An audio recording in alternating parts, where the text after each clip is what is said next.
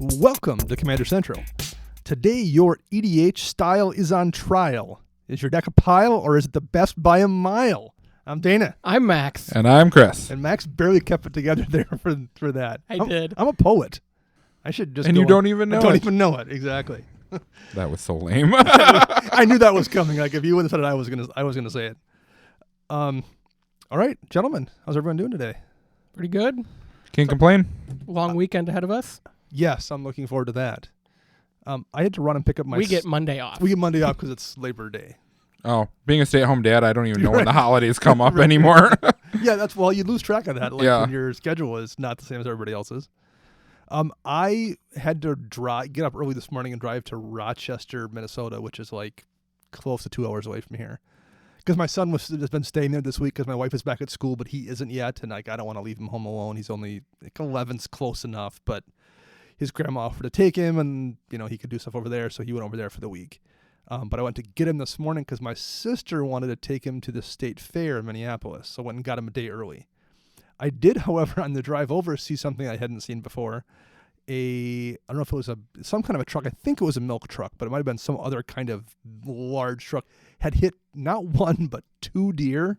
How do you hit 2? I'm assuming they were like traveling together because you do see that sometimes, but it hit them both.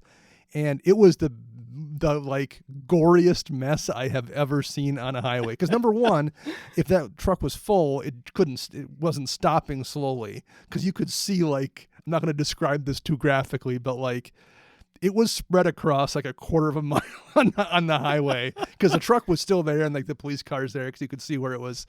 So it was like, man, that's a cleanup mess. This isn't just like a dead deer on the side of the road. This is something from a horror movie. That's what that cop saw who pulled over Chevy Chase in Vegas Vacation. After dragging the dog. Or Christmas Vacation, whichever vacation it was. Yeah, that was the first one. That was original vacation. Vacation. So how about games this week? Anything fun happen? Max got to test out his revamped Dramoka deck. I did. How'd that play for you? I won 1 of 3 games. In one of the other ones that you lost, you were in control pretty much till like something happened. I overextended. Is that what it was? Like usual. So we can talk about that as a play style later on. Yeah, but no, it's playing much smoother than it has been in the past. It so definitely if anything, I thought your biggest problem was you were having too much mana in play. I got flooded a lot, but I'm only running 35 lands. Yeah, your land count is right, and I would play it then a half dozen times before I worry about taking another ramp spell. But yeah, it definitely felt like it played smoother watching it deal out. So we also had a Patreon supporter, Matt, who lives, I don't know, hour and a half-ish away from here. He came to the shop to play on Tuesday. In River Falls. Yep. He said he'll probably try to come more often. Yeah, so that was cool. He was a good dude, and he had a Rune deck and one other one he played. A Brea deck, I believe. Yeah. So that was nice. It's always fun to have someone come visit us at our local shop and play a game. He did make a good point, though. The first game I played with him, I played my Talran deck, and I wound up drawing, a gazillion cards off it. Because I had like Swarm Intelligence out to copy stuff, and I was just drawing, fistfuls of cards. I didn't have a Reliquary Tower, and I couldn't find it, and he had to point out, thought that card was overrated. It is overrated. I will stand by this 100%. Well, in that particular time, I was desperately searching for it, and I could not find it. I eventually did, because at one point I had a hand of like 25 cards. Yeah, because you killed me. Swarm Intelligence killed me because it was copying like Pongify, and it was killing everything on my board. No, I still stand by it. Reliquary Tower is overrated. I mean, this is how overrated it is. Players have it in play and forget it's there and discard their hand down to size. Well, that's how overrated it is. and I was going to win when I've drawn that many cards. I mean, the thing we said about how like you should better win your best 7, I was going to win with my best 7. Like I didn't need to have 25 cards in hand to win that game at that point. I think it just comes down to the fact that we don't want to take the time to get down to that final 7. It's a nice safety blanket. You don't need it, but it's nice to not have to care. So, particularly in a mono blue deck, like you can afford to run a few utility lands that aren't great. But anyway, regardless of what you think of it, I thought it was funny that he immediately caught that and brought it up as I was trying to find my Reliquary Tower. I will say this too. This is just a general comment in my notes. Having played, I think, 4 different Lord Windgrace decks in the shop, we've made this comment before about running Graveyard Hate. Run more Graveyard Hate. Because Windgrace uses the graveyard so much. I mean, so do all those commanders in that deck, but people need to run more graveyard hate because it kills that deck. And there's a lot of Windgrace decks, at least in our shop. And online, I think it's the number one most made deck on EDH Rec of all the new commanders. Run your graveyard hate because you need it more and more. And then today, actually, I saw the new mechanic got revealed. A couple of new mechanics from Guilds of Ravnica got revealed. And the dimmer one is essentially Scry, but instead of putting it on the bottom of your library, it goes into your graveyard. So, hey, more graveyard stuff. It's almost like a dredge mechanic in a way. It's kind of dredgy, yeah. But in the wrong colors. Yeah. I know.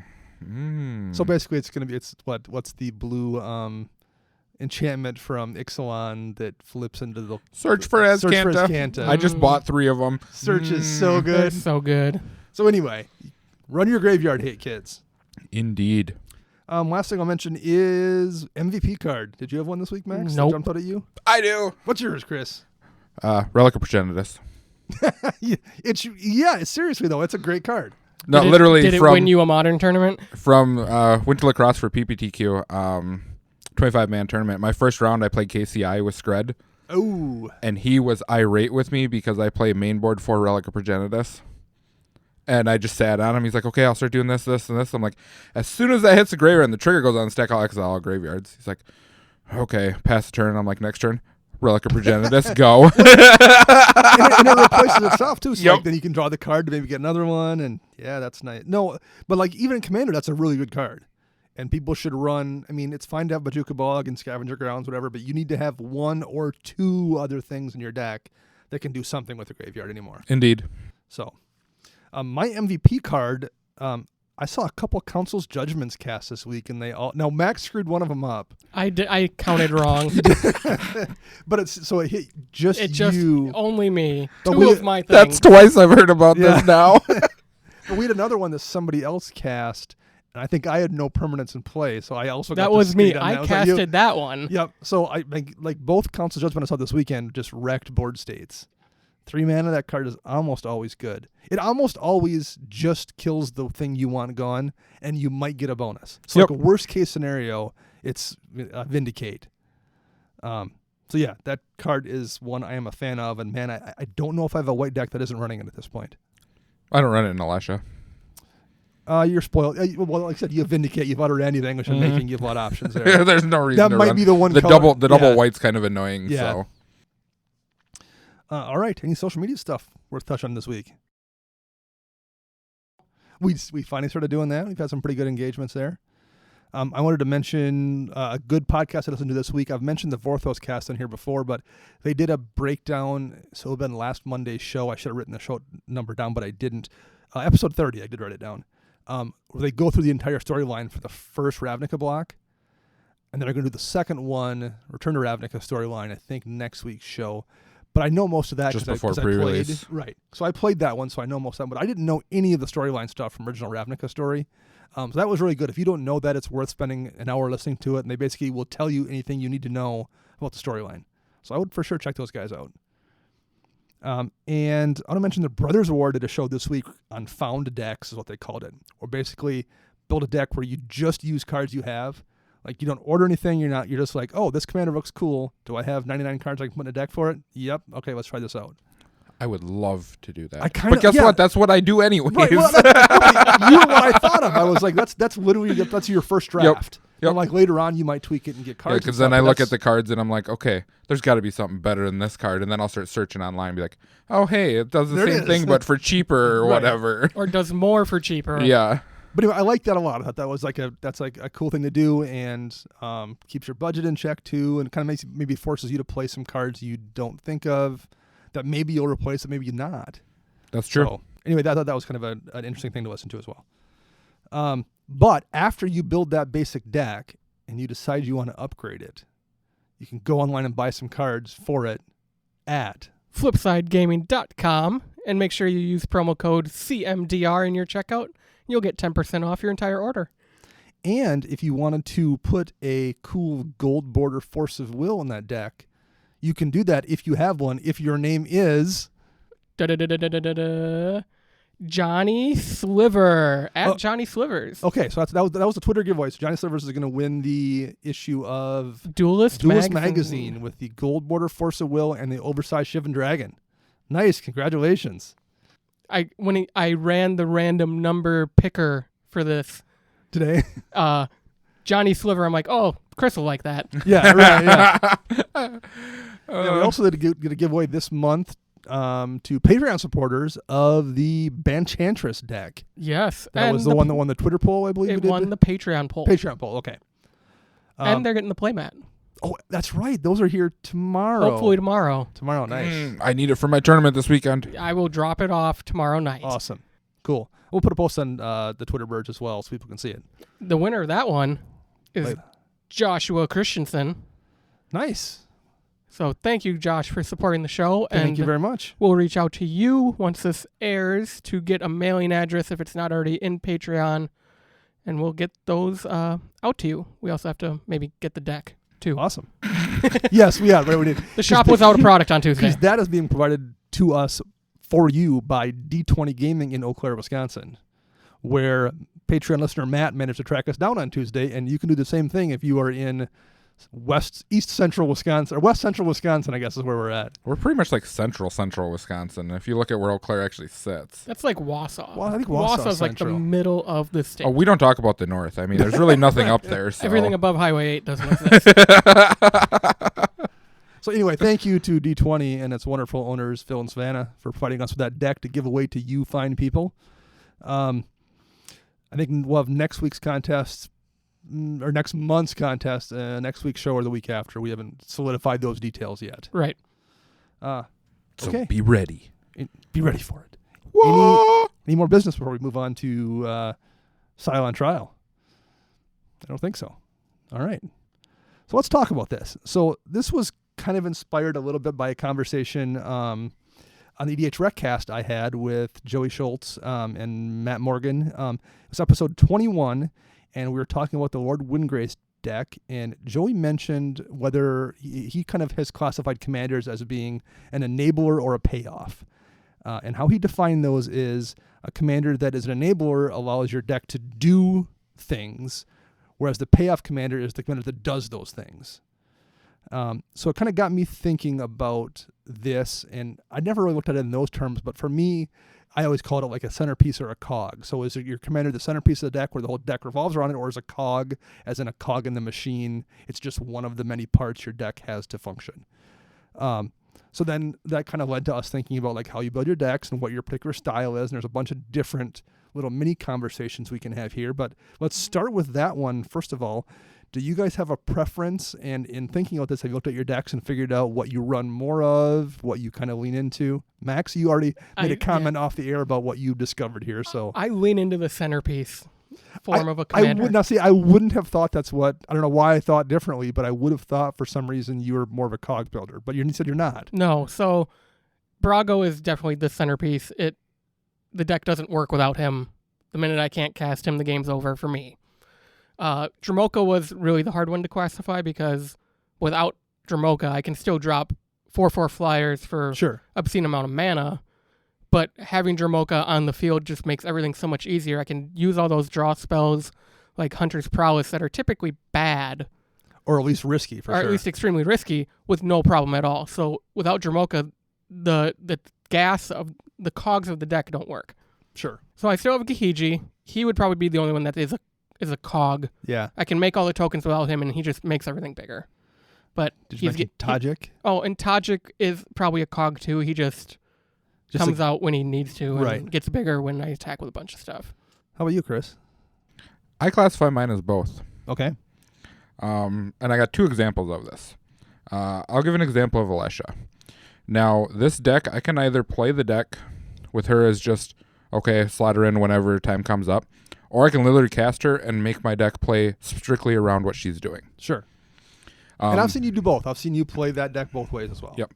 Now, Ural is another one, and I have an excellent example of this. Playing a game with a guy, sat down, revealed who I was playing. He's like, oh, God, a Ural deck. I'm just going to kill him repeatedly, and you'll never be able to kill us. I was like, challenge accepted. I didn't cast Ural the entire game. I suited up a Core Spirit Dancer and killed everybody on the table instead. Nice. Just to prove that point Sure. that you don't need your general to be the main piece of your deck. Right. No, it's easier with Ural. Oh, definitely. But Yeah. you don't have to in that particular deck. Yep. So I try to classify them as doing both. I want it to be able to either, if my opening hand says, hey, guess what, we're going to play this style of game, then your commander's going to be the center point, or it's going to be the vice versa. Even like your Rakdos deck, I mean, Rakdos is an important part of that because it gives you that damage, on every player every turn. Mm-hmm. But like if you don't have that out, you have so many other cards that kind of do the same thing. Yep. It's like if you lose control Rakdos, the deck's still going to mostly function the way it's already functioning. True. Mine's mostly cogs for the most part. Like Talrand, I would say, is the centerpiece of the deck. He's the payoff card because I need Talrand out to have those other cards do things. To kill, pretty much. Yeah, you need the Drakes or else right. you're not doing much. And I guess Reki revolves around Reki drawing me cards, but he makes it easier for for me to get the creature beats in, but it also is a situation where like Reki's never the best target to remove. I don't know what you're talking about. Yeah, you kill Reki In on my sight. opinion, you kill it on Sure. sight. But okay, I'll say this: it never feels like that. Like if you're someone who doesn't know the deck really, really well, you're gonna look over there and see Galta or see Thrun or see something like that, and you're like, oh man, I got to deal with Vorinclex first. Well, yeah, at that point, in early game, you just kill Reki on sure. sight. But aside from those decks, and even then, those decks can function without their commanders. Like I've won games. Talrand's much harder, but by and large, like Asperia, I don't need Asperia in play. I can swap out any commander into that slot, and it is just as effective. Mina and Den, it's useful for extra landfall, but that's about all Mina and Den does in that deck. Jeru is, Jeru is a sorcery spell. I cast Jeru to get a couple planeswalkers, but like once I'm done with that, that's fine. So yeah, mine are very heavy. Even like Glissa. Like Glissa is an important part of that deck because she generates value. But Glissa doesn't kill anybody. Although I actually killed someone with Glissa a couple weeks back with commander damage. It wasn't me. It was not Max. It was like and it wasn't buffed. It was just I hit somebody 7 times with Glissa over the course of the game. Don't worry, I've taken 19 points of Reki damage before. It's possible. I've died from Edric. It happens. So anyway, my decks are definitely almost exclusively cogs for the most part. Okay, so why do you think you build that way, or why do you think you prefer one to the other? Or do you not have a reason? Because Max, you said you were kind of surprised by that. So have you thought about it at all? The more I look at focusing on Dramoka and Brago, they are very linear play styles once the commander is on the field. Okay. So like without Brago, blinking stuff is a lot harder. Sure. You need Brago to generate all the value and the lock to get the game locked down to annoy people. Sure, right. In my opinion, I personally don't like one over the other. I think they're both viable options. And the way I look at it is to become a great Magic player, you need to branch out. Sure. You have to be able to do everything. You can't just stick in one set path. Otherwise, you're not going to get very far in your career, air quotes. Right. I don't think I've ever made a conscious decision to choose one over the other. But I think as a matter of play style, I like consistency in my decks. And I think having your commander be a cog leads itself to the deck and whatever the deck is doing being maybe a little more consistent, which maybe makes me like it more. So I think I've wound up, I'm not specifically picking kind of cog-like commanders. It's just I tend to like decks that play that way. As a result, I wind up with cog-like commanders, I think, or ones that aren't that way. So if I build one where it's a really integral part of the deck, and then I get shut down a couple times because when you lose that commander or can't recast, the deck sometimes falls apart. That bugs me, and I don't want to play the deck. Like that makes me not enjoy playing the deck. I can only think of one of your decks that's actually a centerpiece on the commander, and that would probably be your Edric deck. Yeah, which doesn't even kind of count because I'm not playing that against average decks. Yeah. Right. Like it's a deck I own, but I don't play it against people that are playing commander. I would maybe play that like against CDH type people, but like I don't bust it out for the most part just to play standard games. But yeah, that would be the one. Yeah. And there, consistency is a little bit less of a big deal because you're just trying to win as fast as possible. Mm-hmm. So I'm not worried about like what happens. And a lot of people ignore him because he's a trap card. Because they want to draw their own cards. Yeah. Even having an Edric deck, when someone else plays an Edric like just in the 99 of, something, I found myself being like, well, I can let it go one more turn because I can draw 3 cards this turn off it. It absolutely is a trap card. See, I tried to go the other way with that card. Attack first, draw the cards, and then kill it Then afterwards. kill it. Sure, there you go, yeah. So the next kind of extension of this is I can't remember if this was Henry Stukenberg or Dean Goody at EDH Rec. In another conversation, we were talking about evaluating cards, and one of them pointed out that I tend to evaluate cards based on where their floor is, and some people tend to evaluate cards based on their ceiling. So what that means is I look at cards and like, okay, what's the worst case scenario here? Harmonize is always going to draw me 3 cards versus Chart of course. Chart of course, and that's pretty consistent because you can kind of control it. But I would say Blue Sun Zenith, where I'm like, oh man, some people would look at Blue Sun Zenith and go, I can draw 12 cards off that. I look at it and go, man, I'm only going to draw 2 cards for 5 mana. I'd rather run Harmonize. So I've found I evaluate cards based on their floor versus their ceiling. Do you look at cards one or both ways, or how do you do it? I used to be a ceiling Sure. analyst. Okay. Like, Blue Sun Zenith, sweet. If I have all this mana, I can draw all my cards. Right. And over time, mainly because of playing with you and Chris and just our group, I've come down to like being on the floor. Like, I want consistency versus a dead card in my hand. Okay. I think looking at cards from a ceiling perspective gets that magical Christmas land ideology in your head. Like, yes. I always want it to do the best thing ever, or I want that nut hand every time I start a game, and that's not going to happen every time. Right. How about you, Chris? I look at them both ways. Okay. I loved yellow with cards. Sure. I'll give you an example in my Mogus deck. I run all the cards that are consistent damage spell cards. Right. But I also run a card called Havoc Festival, You dick. which is complete ceiling card. Right. Sure. Just because I like the interaction that cards like that give. It's just like, well, if it hits, the game changes immediately, and then it's not the same old stale, boring game that it was. Sure. I get that, what you just said, that it changes the game immediately, and I think that's a different way to look at. I think that's still looking at the card from the floor, because you know the minute you play that, the game's changing. I suppose I could see that. Like, that card is going to do something no matter what every time you play it, because it's Havoc Festival. Right. Where Blue Sun Zenith is either going to draw you a ton of cards, or it's going to draw you 2 or 3. Yeah. So I think Havoc Festival, knowing the card does something immediately and changes how the game's being played, I think that That still gives it a high floor. it still gives it a very high floor, yeah. But I still think it's more categorizes it as the floor than the ceiling. Or I suppose it's more of a consistent card, because Yeah. it's always going to do what it does every time. It always does something. Yep. That's one of the things, that also changes from deck to deck too, because I was looking at some show notes for the next show we're going to do, where we're going to do a couple small deck techs, and there's a Verena Lich Queen deck we're going to go over. And when I was Love that deck. I do too. And when I was kind of putting it together, there was one card I put in it that's also in this deck, which was Al Hamrat's Archive. Now, Archive, you look at it, well, Max is shaking his head here. If you time travel to next week, we'll get back to All that right, later. okay. but here's the thing about Al Hamrat's Archive. So that's kind of a card that has maybe a low ceiling, and you're like, Magical Christmas Land, if I draw 5 cards, I get to draw 10. Yep. However, in that Verena deck, where your commander both draws you cards and gains you life, you're almost always going to hit one of those 2 things. You're not reliant on, hopefully I draw a draw spell and get extra draw cards off it. Your commander right there not only does one of those things, it does both of those things.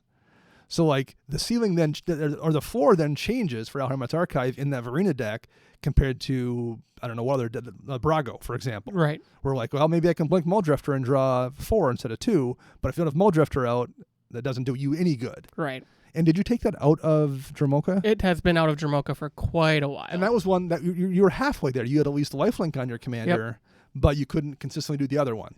And when I could do the other one, it was decking myself. Sure. So like that goes both ways. You Sure, I guess. That's why you should play Reliquary Tower. No, you should not ever play Reliquary It Tower. wasn't the fact that I had to discard. It's the fact that my next turn I couldn't draw. Well, in the same thing, like if you compare Soul's Majesty, you mentioned that in your Dramoka deck. Yeah. Now it's much better in that deck, but in a non-Dramoka deck, in Soul's Majesty, okay, I'm gonna draw 4 cards off this because I got a 4/4 in play, and if someone bolts your 4/4, you're just getting nothing then. Or not bolt, but like they Doomblade your 4/4 or whatever, your spell just whiffs. Rishkar's Expertise, that just scales down to hit your 3/3 or your 2/2, so you at least get something out of it because it's not a targeted spell. And even if, okay, so you have a 1/1, so say you've got a 4/4 and a 1/1 and you only draw one card, you still get to put the card from your hand into play. As long as it's not a land. Even if you're only drawing one card, or if you have no other creatures and they kill your one creature, you still get to put something into play that's probably going to be a couple mana, maybe even up to 5. Yeah. So there's no situation almost where Risk Card Expertise doesn't get you value, where Soul Majesty can draw you 15 like Risk Cards, but the ceiling on Soul's Majesty is much, much lower. And I really like those cards that just are always going to consistently do a thing for me, that I know here's what the worst case scenario is for this card. Anything beyond that is gravy. So that's what I really look at. Gravy. Gravy. Chris is like, what? I don't eat gravy, so. What? There's too much salt in gravy. Okay, that's fair. More for me. That's fine. I ate my mashed potatoes plain. Speaking of mashed potatoes, I have to branch off. I'm terribly sorry, listeners, but And our new food podcast. when we were exactly. when we were in La Crosse, we went to a steak buffet, and it was the greatest buffet I've ever been to in my life. All the steak you could eat. Yes, and they had a taco bar. Was it a Golden Corral? No, it was not a Golden Corral. It was some like Northwood steak buffet or something.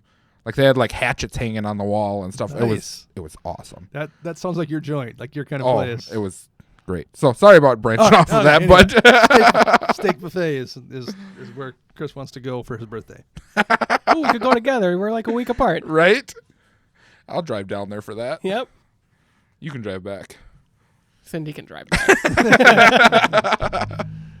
Okay, so is there anything you guys have found on your decks as a whole when you build them that you tend to do? So I mentioned this, 6-8 shows ago, talking about my Wasatora deck and what I found I didn't like about it. And that was that I liked my decks to kind of be a feedback loop or a rock rolling downhill where I do a thing that enables me to do that thing again, which kind of loops. Like Talrand, I play and anticipate, which gives me a brainstorm that I can play to draw a opt, which then I can play to draw a ponder. I like that deck, and I like that style in a deck where I can get this circle of things going repeatedly to generate value over and over again. Are there any things like that you guys have found in your decks that you kind of build? I guess the biggest thing I've been doing is upgrading the card quality. Now, what I mean by this is, we'll take my Earl deck again, for instance, an enchantment called Faith Unbroken. Okay. Which not only does it exile a creature, but it also gives a +2/+2 bonus when enchanted. Stuff like that I tend to do, which gives me double advantage for one single card. Okay. So very similar to what you're doing, you're starting the ball or whatever, Sure. This goes into this, into this. I'm looking for cards that do more than one thing for what I want them to do. Okay, so you want cards that you're looking for cards, not necessarily modular, but cards that can be applicable in multiple situations, Yes. kind of. Okay. That's actually one of the things I did. I like Deep Freeze a lot that was in Dominaria, but I wanted replacing Deep Freeze, I think Dominaria. Yep.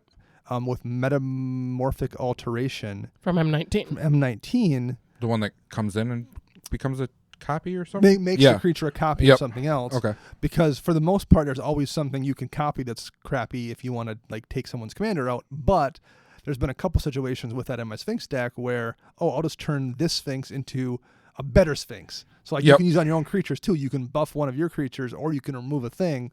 Having that added versatility is really, really nice. I kind of look for that as well, looking for cards that are useful. And maybe that's also kind of part of that floor ceiling thing. Like the more options you have for a card, that higher that floor is on it. How about you, Max? Anything from you? Knowing that most of my decks are centerpiece commanders, so I need them in play, I'm really focusing on protecting them Sure. a lot. So we've been talking about how I've added a lot more board state protection to Jamoka.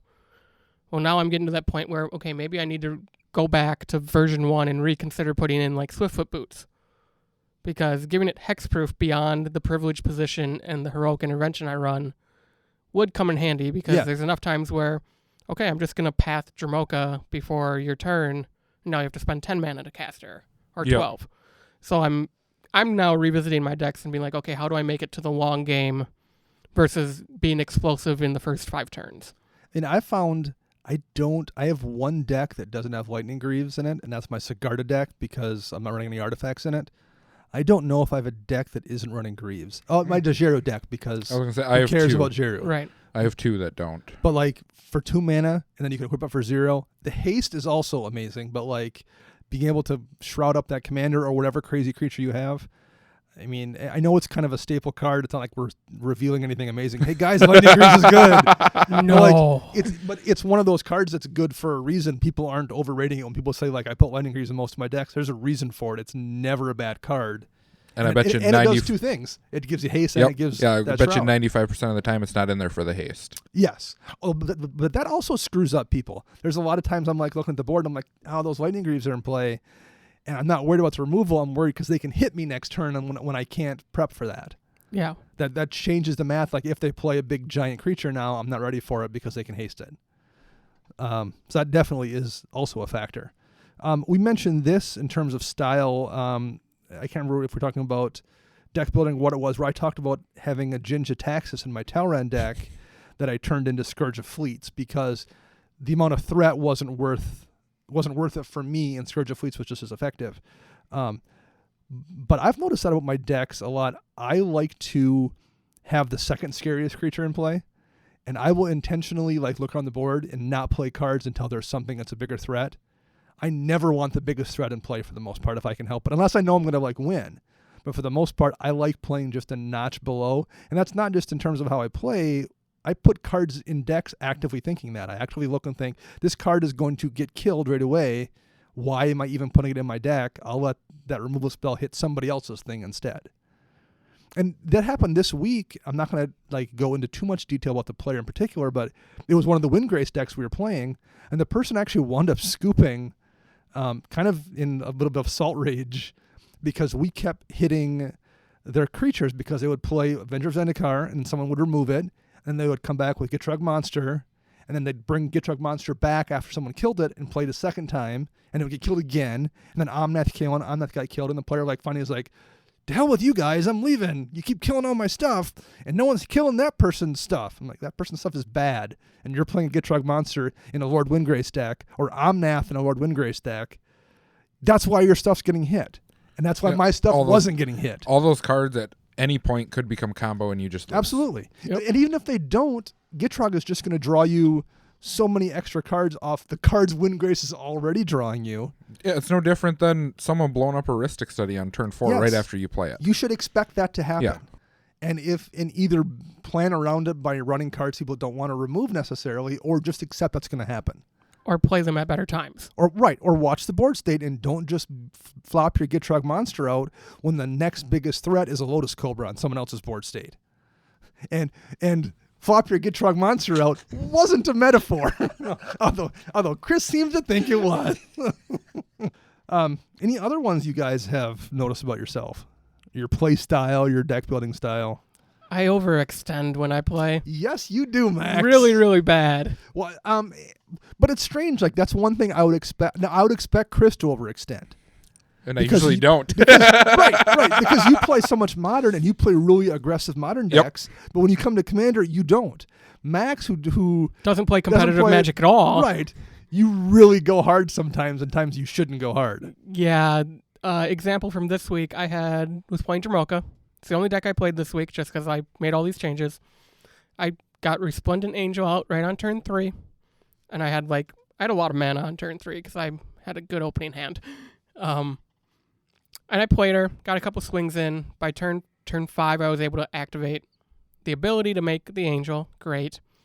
Next turn, I'm like, well, let's get greedy. And I play Archangel Athun and still have enough mana to activate the angel. Next turn, everything went away. I would have just stopped there. Yeah. And I would have done nothing after that. I would have stopped. I wouldn't even cast Archangel Athun. I would have just kept making the 4/4 angels because spending 6 mana to make a 4/4 and gain 6 life is great. True. And then after that first board wipe comes down, that's probably going to be coming down in the next turn or two. Then you can rebuild and chip away again and chip away again. Yeah, I do this with all my decks though. Like I consistently only have 2 cards in my hand, and I need to get better at that. Okay. I think that's maybe next week that can be like your homework Yep. when you play. Is I'm going to work on not overextending. One spell a turn. How about you, Chris? Any playstyle ones? I like to be the aggressor in games. Okay, you like to control the tempo of the game. Yes. Even if you're not being aggressive, I would say you still like to dictate the speed in which everyone else plays. Yeah, because I hate that where the game just sits at a stalemate until Sure. someone goes, "Oops, I win." You occasionally also do that thing where you're like, well, nothing's happening right now. I'm just going to pull the pin from this grenade and toss it on the table and See what happens. Yeah. This is why I don't raid with Chris anymore. A big reason I like being the aggressor is we'll go back. I think it was like 4 shows ago. I let everyone in on my secret mind games that I play with Yep. people, and that helps with being the aggressor Sure. because people are very spiteful, vengeful people, and when you turn on them, they turn on you, which then Yes. allows you to get into their mindset and just be like, "Well, you really shouldn't be attacking me," blah blah blah blah blah, and then when they screw up and they just keep attacking you repeatedly, then you can point out the flaws afterwards. Sure. I like that. The one I've mentioned this on the show before, but I really got to think about it for this show. I've mentioned how I'm kind of reckless with my life total. That's an understatement. But so, it probably is, which is strange because we talk about me being consistent with my deck building and stuff. You'd think I'd be consistent with that too, and I'm not. I'm reckless with it. But I got looking at it a little bit closely this week and the previous week, thinking about this show, and a lot of it though is calculated. I'm not like just being reckless necessarily. And here's one example. I had my Talrand deck out, and I was playing, I can't remember what the other deck was, but he had, I think it was 2 4/4s, and he swung at me, and I had 2 Drakes in play, and I didn't block. And he was like, really? All right. And I took the 8 damage and, went down to 16 or whatever it was, passed the turn back to me, but here was why I did it. I wasn't just being like, oh, what the hell, let's see what happens. I had a Bite and Thassa out. Okay. Those 2 Drakes aren't just 2 Drakes, those were 2 draw spells, essentially. So I was able to Agreed. Yep. swing at those Drakes back at the person, and I dealt 4 damage back. So essentially I took 8, but I gave 4. So I only, the life difference was only 4. It wasn't truly an 8 life Yep. difference. Had I blocked them, I guess we would have stayed even, but I didn't lose as much as it looks like I lost in the differential between us. And I draw 2 cards, which then one of them was, I can't remember if it was a rift or something that like got me in a position to take him out and then make more Drakes. And I turned the game around and won it eventually. But that looks like I'm being reckless with my life and not caring, but like there's a reason for that most of the time. I'm not just being, stupid. I'm like, I can do something with this. Or I'm determined, I'm at 36 life. I can afford to give up 8 life and see what happens and not lose. That's a big blockers thing just I yet. noticed with other players is we start a game, you're at 40 life, you attack with a 2/2, they immediately block with a 1/1, and you're like, Okay. why? That's a great trade if you're the Yeah. person 2/2. Instead of just taking the 2 damage and then setting up for what they need to do next turn. Now I do joke sometimes when I take a big hit like that and someone's like, "Oh, you just lost 8." I'm like, I'm not worried till I get down to 2. And I then joke, you win. I joke about that, but like, I'm once I get down to 12, 15, I'm a little bit more conservative or more careful. But like, you can lose that life if you're gaining something for it. If you have a plan, you can lose it. Agreed. Right. So even then, I think there's a strategy there. It looks like I'm reckless, but I don't really think I am that reckless. Maybe I am a little bit. I'm going to pay attention from now on and point out times. You don't play with us on Tuesdays anymore. I know. Yeah, Mr. Dungeons and Dragons lately. Yeah, I know. That's probably changing again, too. Now do a different day now. Gosh. Now, on the other hand, talking about being reckless with life, mentioning the Verena deck again next week as a preview, I'm going to tell him to run Graveborn Muse in a zombie deck. Yes. But that's next week's show. Any other particular style things you guys think are worth touching on here? And this is a really kind of vague topic, but like there was enough little stuff I wanted to go over that I think is worth discussing, and It really did make me look at my decks a lot tighter than I have in the last few weeks, just because I knew we were talking about this and hearing this topic on EDH Recast, it really got me thinking like, oh, geez, I am definitely the guy that builds a deck around a commander, which I shouldn't be doing. right. It's not a bad thing to do. Or at least Right. shake it up. Like, not that you shouldn't do it, but like it's good to have maybe a deck that doesn't do that, so you can go back and forth a little bit. And just in general, whether it's this or whether it's other things in the game, it's always a good idea to have different strategies so people can't like key on you as, man, this guy only plays token decks, so I'm just gonna put a ratchet bomb or an engineered explosives in every one of my decks, or Maelstrom Pulse or Sever the something, Bloodline right. or Is that Virulent Plague? which Yep. is all tokens -1/-1. Or I think it's Or -2/-2. yeah. Because you can, like, people can key on you if you only do that one thing repeatedly. So it's good to shake it up. Especially if you're in a small meta. Yes. Yeah. If you're in a very large meta where you play different people every week, you know? And ours has gotten to that point where you really can't key on one person's strategies necessarily. Right. I mean, our meta has always been quite large. I mean, we've always had about a dozen people consistently every week, but now with school coming back, I mean, every week has had 30 plus people there Yep. for Commander Night. So it's not like you're playing with Dana every game of the night or Chris every game of the night. You're playing with someone you've never met before. Well, to use the token thing for an example, when we first started playing, when the meta was smaller and there's like 6 or 8 guys, the person I was thinking of in particular, he played a bunch of token decks, like all his decks were token decks. I ran Sever the Bloodline in all my black decks. Because number one, it exiles a creature, which is good, but being able to exile all the tokens, there was so many times I took out a sort of his tokens with Sever the Bloodline, and I ran Ratchet Bomb and Glissa just to deal with tokens too, because like you play it, crack it for 0, kill all his tokens, it bounces back to my hand, I can do it again. Yep. Like those were particularly to deal with one person who had like 3 or 4 different like token decks or variants on those decks. And nowadays, I don't run Sever the Bloodline in any of my decks anymore. I've pulled them out of all of mine, too. Yeah. Same here. Now, if I was facing, I think it's a good card against that kind of environment, but if you're not seeing a token deck consistently every game, it's not. I think it's also a good card against a consistent centerpiece commander because Sure. of the flashback on it. Yeah. Yeah. Well, So- with all these Brutaclad decks coming around, maybe you should consider one of them. I did. I actually screwed that up. It wasn't in a game, but I had going against a Brutaclad deck, and I can't remember what the spell was in my hand, but I thought it was Echoing Truths, which lets you bounce. Same thing, all Yep. things with the same name. And I went to cast it, and the guy's like, well, That's Into the Royal. that's what it was. Into the Royal. He's like, that only bounces one thing, and I'm like, really? And I read, I'm like, oh, well, never mind, that's the wrong card. But that's a good. I've left Echoing Truths in that deck because it's still worth hitting one creature, but the ability to also hit a token swarm. Maelstrom Pulse, talking about us mentioning cards that do multiple things. Maelstrom Pulse, if you're just hitting one target, is great. It's still a really good card, but the ability to also hit 15 tokens that someone made or other zombie tokens they made off Army of the Damned or whatever is really nice in that deck too, or in that card too.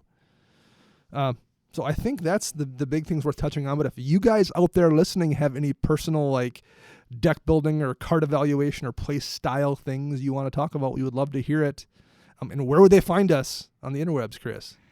Well, not MySpace, like I said last week. I left that in too. Oh, did you? You can find us on Twitter at CMDR Central. Facebook, search us CMDR Central. YouTube, which is mainly where you're going to find our show and stuff like that. Yep. CMDR Central, searching it.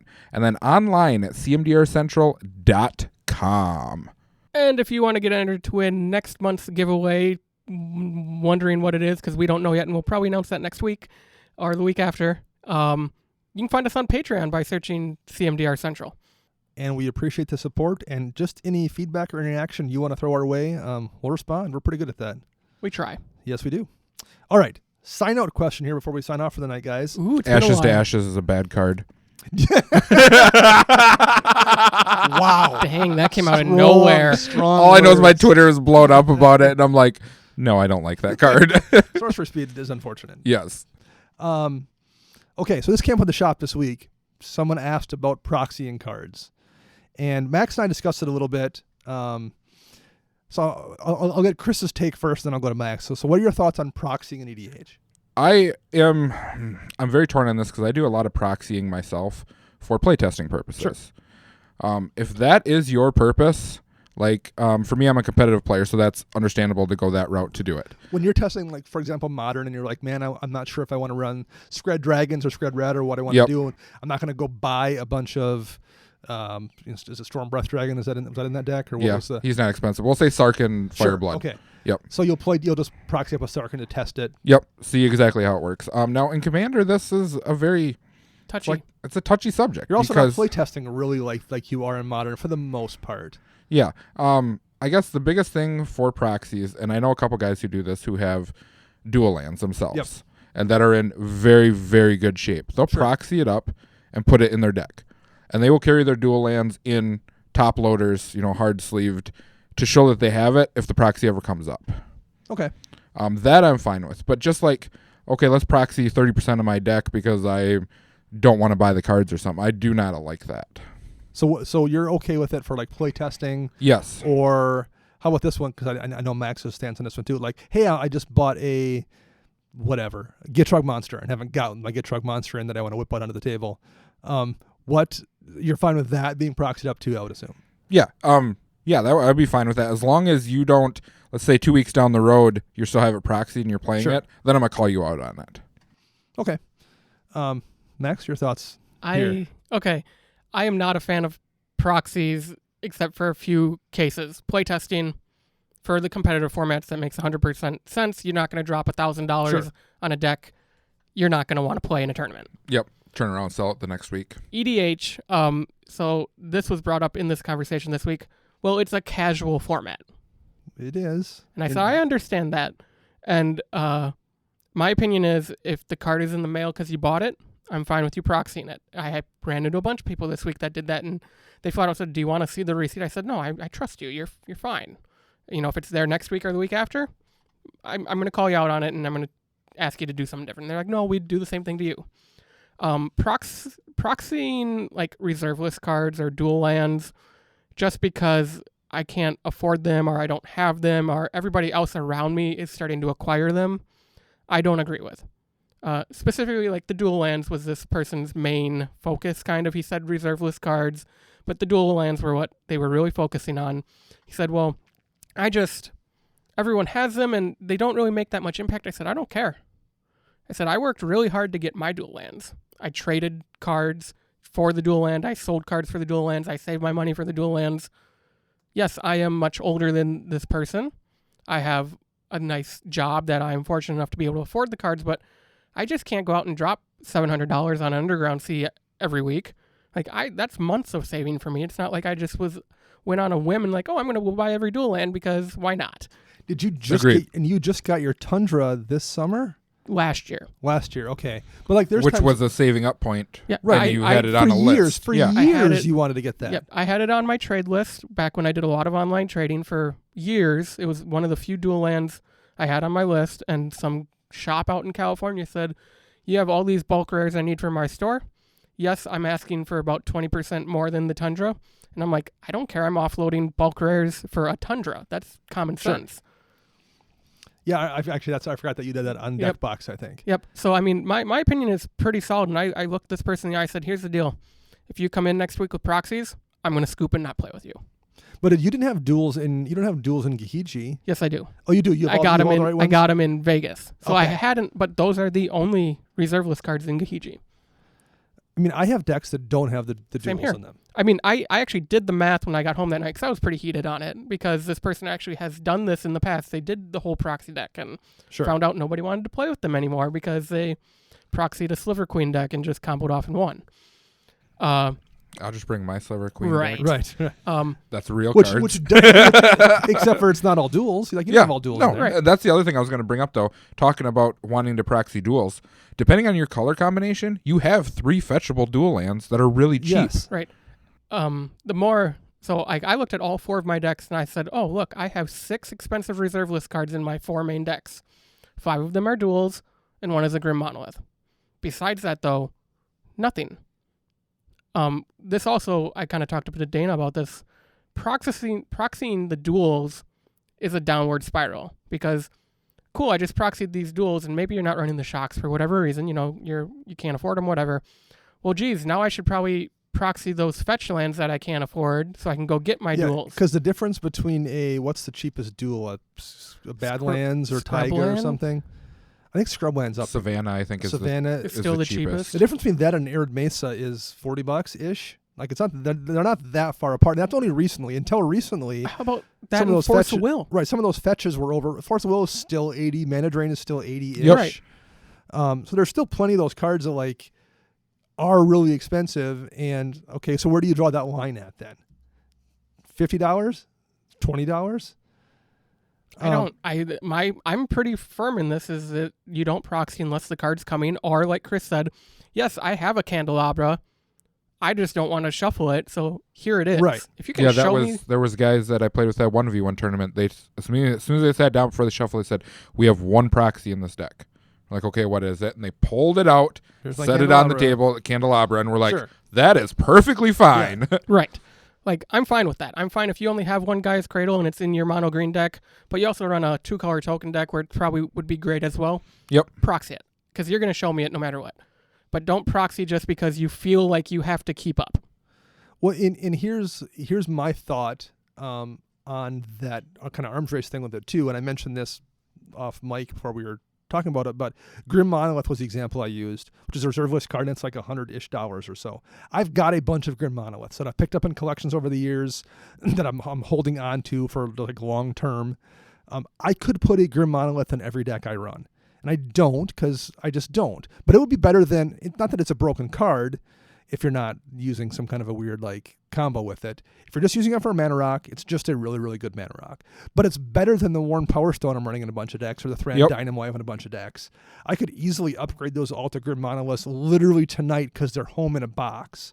But I intentionally don't run some cards like that because there's enough people in the shop that I know don't have 11 Grim Monoliths in a spec box sitting at home. You should really put those in a binder. Well, that's also like, because I run all the duels and all the fetches in my Alessia deck, but that's like my number one That's deck. your big deck, right? Yeah, that's like your pride and joy, your baby type of thing. You know, like over half my deck's foil. I mean, Right. obviously I put the time and effort into it, so that's why it's like that. But my other decks, I'm not running duels. I'm not running anything fancy in them. Yeah. I mean, maybe I have a $40 card in it, but ooh, I Now, mean, we lost to an Aurelia deck Tuesday night. Both you and I were in the game. That plays Guild Gates. That's playing Guild Gates. I won that Talran game I mentioned. I won that game. My basics in that deck, I've got snow basics. They're not like They're dirt not cheap, foil. but they're still only like those are like $3 a piece ish. The 25 or 26 snow basics in that deck are worth more than the rest of the deck combined. And I won 1 or 2 games with that on Tuesday. So you can, I mean, your options are more limited if you're playing 5-color deck. Your mana base is way more expensive than a mono blue deck or whatever. But like, you don't need to have expensive reserve list cards to win. And I just feel like if everyone can proxy anything in your meta, then everyone will, and it turns into a situation where, well, then I have to respond. It's easier to pull back and not run those Grim Monoliths and the Mox Diamond that I have and don't have it in a deck. I have Mana Crypts that aren't in decks. I don't have Mana Vault in all my decks, and I have enough Mana Vaults for decks. I don't have them in all my decks. It's easier for us to pull back and not run those cards because if everyone starts proxying everything and putting whatever card they want in their deck, then you either accept that you're going to lose most of the time, or you just put your cards or your proxies in those decks too, and that changes the entire face of the game as well. Right. And I think the fact that they use the term expensive reserve list cards, you know, if you actually look at the expensive reserve list cards, granted, there's been a bunch like, of... what, 30 of them that Right. are... There are only so 30 or many 40 good It's kind of the ones. dual lands. Yeah, Yeah. I mean, there's a lot of trash on there. Right. Yeah, it's going up because they aren't going to get reprinted anymore, and people are just kind of being crazy and saying, okay, if I buy all these right? crappy common 1/1 soldiers, they're going to go from 50 cents to $5. Well, okay, that's a good profit, but why do you want 50 1/1 soldiers? And here's also, this is also probably not going to be a really popular point, but you know what? If Max is scouring Craigslist twice a week and driving to sketchy houses an hour away and finds a guy's cradle in a collection he buys, maybe you deserve to play that cradle, and maybe the person who has done none of those things doesn't. Yeah. I'm sorry, Mike. Maybe because you've put in the time and the effort and you found that cheap guy's cradle, and the other person hasn't, who I know has a car and could definitely scour Craigslist just as easily as you do. Maybe the person who doesn't do that doesn't get to play one. Maybe that's just how it is. I agree. That's life, man.